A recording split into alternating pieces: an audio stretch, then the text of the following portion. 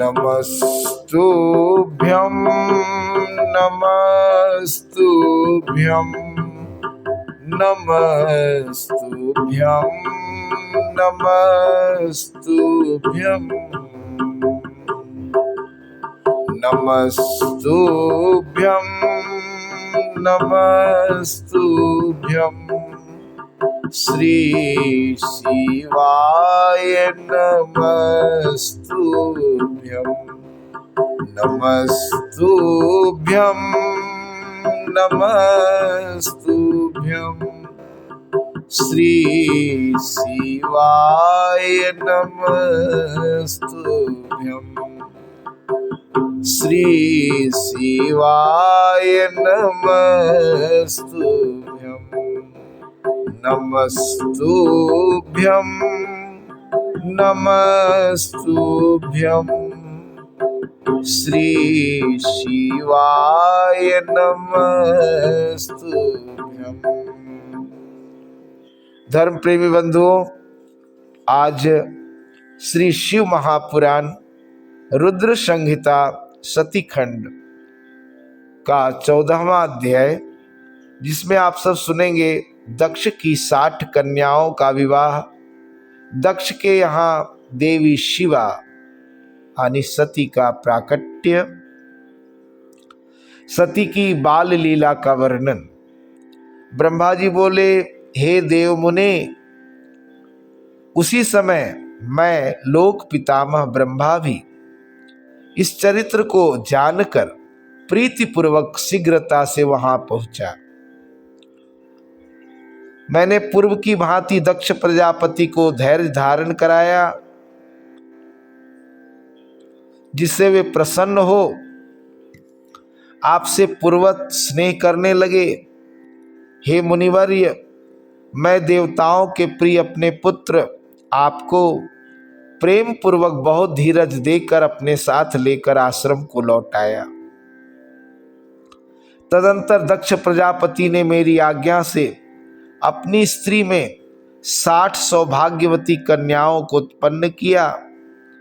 दक्ष ने आलस्य रहित होकर उन कन्याओं का विवाह धर्माधिकों के साथ जिस प्रकार किया, उसे प्रीतिपूर्वक सुनिए।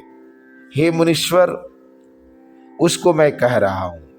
हे मुने, दक्ष ने 10 कन्याएं धर्म को, 13 कश्यप मुनि को और 27 कन्याएं चंद्रमा को विधि पूर्वक दी।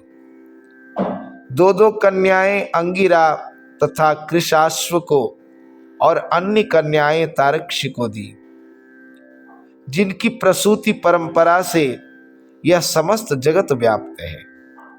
विस्तार के भय से मैं उनका वर्णन नहीं कर पा रहा हूं। कुछ लोग शिवा को इन कन्याओं से ज्येष्ठ कहते हैं, कोई मध्यम कहते हैं, कोई सबसे छोटी मानते हैं, किंतु कल्प भेद से ये तीनों ही सही है।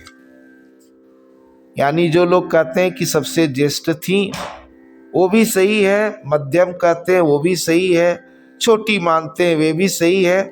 अलग अलग कल्पों में अलग अलग रूप में थी। कन्या की उत्पत्ति के अनंतर पत्नी सहित दक्ष प्रजापति ने अत्यंत प्रेम से अपने मन में जगदम्बा का ध्यान किया। उन्होंने गदगद स्वर से प्रेम पूर्वक विनय युक्त होकर हाथ जोड़कर बार बार नमस्कार करके उनकी स्तुति की। तब वे देवी संतुष्ट होकर मन में विचार करने लगी कि मुझे अपनी प्रतिज्ञा को पूर्ण करने के लिए वीरणी में अवतार लेनी चाहिए। इसके बाद उन जगदम्बा ने दक्ष के मन में निवास किया। हे मुनि सत्तम, उस समय वे अत्यंत शोभित होने लगे। उन्होंने उत्तम शुभ मुहूर्त में अपनी स्त्री में प्रसन्नता पूर्वक गर्भाधान किया। तब वे दयामयी शिवा दक्ष पत्नी के हृदय में निवास करने लगी और दक्ष की स्त्री में गर्भ के समस्त लक्षण प्रकट होने लगे। हे तात, गर्भ में शिवा के निवास के प्रभाव से वे दक्ष पत्नी वीरणी महामंगल स्वरूपा और पहले की अपेक्षा अधिक प्रसन्नचित्त हो गई। उस समय दक्ष ने अपने कुल के संप्रदाय के अनुसार, वेद के अनुसार तथा अपने सम्मान के अनुरूप प्रसन्नता पूर्वक पुंसवनादि सभी संस्कार किए। उन पुंसवनादि कर्मों में महान उत्सव हुआ। दक्ष प्रजापति ने ब्राह्मणों को उस समय यथेष्ट धन प्रदान किया। उस समय विष्णु आदि सभी देवगण देवी को वीरणी के गर्भ में आई हुई जानकर प्रसन्न हो गए और वहां आकर उन सब ने लोक का उपकार करने वाली उन जगदम्बा को बार बार प्रणाम करके उनकी स्तुति की। इसके बाद प्रसन्न चित्त होकर वीरणी तथा दक्ष प्रजापति की बहुत ही प्रशंसा कर वे अपने अपने घर चले गए। हे नारद, हे मुने, इस प्रकार 9 मास पूर्ण हो जाने पर समस्त लौकिक क्रिया कर लेने के बाद जब 10वां मास पूर्ण हो गया, तब वे शिवा, चंद्र, ग्रह, तारा आदि के अनुकूल होने पर सुखद मुहूर्त में शीघ्र ही माता के सामने प्रकट हो गई। उनके उत्पन्न होते ही प्रजापति दक्ष बड़े प्रसन्न हुए तथा उनके प्रकृष्ट तेज को देखकर उन्होंने उन्हें वही शिवा देवी समझा। हे मुनीश्वर, उन देवी के उत्पन्न होते ही उस समय आकाश से पुष्प वृष्टि होने लगी। मेघों ने जल की वर्षा प्रारंभ कर दी और सभी दिशाएं शांत हो गईं। देवता आकाश में स्थित होकर उत्तम बाजे बजाने लगे और शांत अग्नियां प्रज्वलित हो उठी। इस प्रकार सभी दिशाओं में मंगल ही मंगल हो गया। वीरणी में उत्पन्न हुई उन जगदम्बा को देखकर दक्ष भक्ति पूर्वक हाथ जोड़कर उन्हें नमस्कार करके स्तुति करने लगे। दक्ष बोले, हे महेशानी, हे सनातनी, हे जगदम्बे, आपको नमस्कार है। हे सत्य स्वरूपिणी, हे महादेवी, मेरे ऊपर दया करे। वेद के ज्ञाता जिन्हें शिवा, शांता, महामाया, योग निद्रा तथा जगन्मयी कहते हैं, उन आप हितकारिणी देवी को मैं नमस्कार करता हूँ, जिन्होंने पूर्व काल में ब्रह्मा जी को उत्पन्न कर इस जगत की सृष्टि के कार्य में नियुक्त किया। उन परमा जगन माता आप महेश्वरी को मैं नमस्कार करता हूँ, जिन्होंने सदा संसार के पालन के लिए विष्णु को नियुक्त किया। उन परमा जगन माता आप महेश्वरी को मैं नमस्कार करता हूँ, जिन्होंने संसार के विनाश के लिए रुद्र को नियुक्त किया। उन परमा जगन माता आप महेश्वरी को मैं नमस्कार करता हूँ। सत्व रजतम रूपों वाली, सर्वदा समस्त कार्यों को साधने वाली तथा तीनों देवताओं को उत्पन्न करने वाली उन आप शिवा देवी को मैं नमस्कार करता हूँ।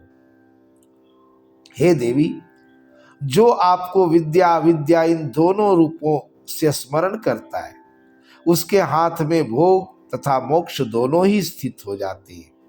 हे देवी, जो परम पावनी शिवा स्वरूपा आपका प्रत्यक्ष दर्शन करता है, उसे विद्या या अविद्या को प्रकाशित करने वाली मुक्ति अपने आप मिल जाती है।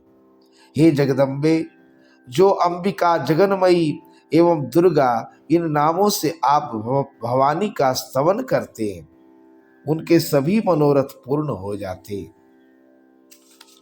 ब्रह्मा जी बोले, जब इस प्रकार जगन माता शिवा की स्तुति दक्ष प्रजापति ने की, तब वे दक्ष से इस प्रकार कहने लगी, जिससे कि माता वीरणी न सुन सके। नाना प्रकार के रूपों को धारण करने वाली उन परमेश्वरी शिवा ने सबको मोहित करके इस प्रकार सत्य कहा कि उसे केवल दक्ष ही सुन सके, अन्य कोई नहीं। देवी बोली, हे प्रजापते, आपने मुझे पुत्री रूप में प्राप्त करने हेतु पहले मेरी आराधना की थी, वह आपका अभिष्ट पूरा हुआ। अब आप पुनः तपस्या कीजिए। ब्रह्मा जी बोले, इस प्रकार दक्ष से कहकर वे देवी अपनी माया से शिशु का रूप धारण कर माता के पास रोने लगी। उस रुदन को सुनकर और उसे स्त्री का शब्द जानकर स्त्रियां तथा समस्त दासियां भी आश्चर्यचकित हो प्रीतिपूर्वक वहां गई। असिकनी की सुता के रूप में देखकर सभी स्त्रियां परम प्रसन्न हुई। उस समय समस्त नगरवासियों ने भी जय जयकार किया। नगर में गाने बजाने के साथ महान उत्सव होने लगा। पुत्री का सुंदर मुख देखकर असिकनी तथा दक्ष परम प्रसन्न हुए। दक्ष प्रजापति ने विधि पूर्वक वेद विहित कुलाचार किया, ब्राह्मणों को दान दिया तथा अन्य लोगों को भी बहुत सा धन दिया। वहां सभी ओर मंगलाचार पूर्वक गायन तथा नृत्य होने लगा और अनेक प्रकार के बाजे बजने लगे। शिवा के जन्म के समय विष्णु आदि सभी देवगण अपने अपने अनुचरों और मुनियों के साथ आकर यथाविधि अनेक उत्सव करने लगे। दक्ष कन्या के रूप में अवतरित हुई उन परमेश्वरी जगदम्बा को देखकर देवताओं ने विनय पूर्वक उन्हें प्रणाम किया और अनेक प्रकार के उत्तम स्तोत्रों द्वारा उनकी स्तुति की। सभी देवता प्रसन्न होकर जय जयकार करने लगे और दक्ष तथा वीरनी की विशेष रूप से प्रशंसा करने लगे। दक्ष ने प्रसन्न होकर विष्णु आदि देवताओं की आज्ञा से सभी गुणों से संपन्न होने के कारण उस प्रशस्त अंबिका का उमा यह नाम रखा। उसके बाद लोक में उनके अन्य नाम भी पड़े जो मंगल करने वाले तथा लोगों के दुख दूर करने वाले थे। उस समय दक्ष प्रजापति ने हाथ जोड़कर विष्णु, मुझ ब्रह्मा, संपूर्ण मुनियों तथा देवताओं की स्तुति करके भक्ति पूर्वक सभी लोगों का पूजन किया। तदंतर विष्णु आदि सभी देवगण दक्ष की प्रशंसा करके शिवा तथा शिव का स्मरण करते हुए अपने अपने स्थानों को चले गए। उसके बाद माता ने भी यथोचित रूप से उस कन्या का संस्कार कर बालकों की स्तनपान विधि से उसे अपना दूध पिलाया। महात्मा प्रजापति दक्ष तथा वीरिणी ने बड़ी सावधानी के साथ उस कन्या का लालन पालन किया, जिससे वह शुक्ल पक्ष के चंद्रमा की कला के समान प्रतिदिन बढ़ने लगी। हे द्विश्रेष्ठ, उस कन्या में बाल्यकाल में ही सभी सद्गुण प्रविष्ट हो गए। जैसे चंद्रमा में सभी मनोहर कलाएं अपने आप आ जाती हैं। जब वह सखियों के बीच में जाकर अपने भाव में मग्न होती थी, तब प्रतिदिन शंकर जी की प्रतिमा का बार बार निर्माण करती थी। जब वह शिवा बालोचित गाने गाती तो वह काम पर शासन करने वाले हर, रुद्र तथा स्थानु का गाने के बहाने स्मरण करती थी। दक्ष प्रजापति तथा वीरिणी का स्नेह दिन प्रतिदिन उस कन्या पर बढ़ता ही गया। यद्यपि वह बालिका थी, फिर भी वह अपने माता पिता में बड़ी भक्ति रखती थी।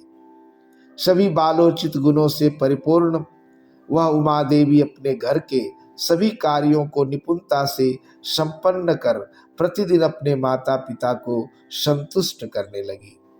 इस प्रकार श्री शिव महापुराण के अंतर्गत द्वितीय रुद्र संहिता के द्वितीय सती खंड में सती जन्म एवं बाल लीला का वर्णन नामक ये 14वां अध्याय पूर्ण हुआ।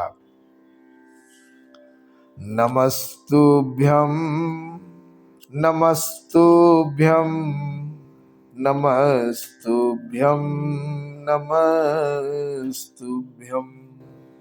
श्री शिवाय नमस्तुभ्यं श्री शिवाय नमस्तुभ्यं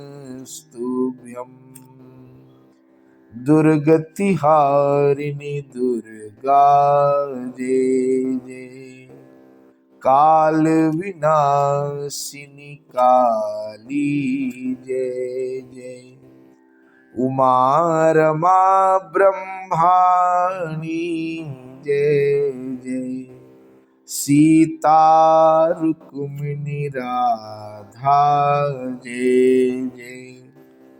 तो ये था 14वां अध्याय। और कल 15वें अध्याय में आप सब सुनेंगे सती द्वारा नंदा व्रत का अनुष्ठान तथा देवताओं द्वारा शिव स्तुति। आज के लिए इतना ही। धन्यवाद।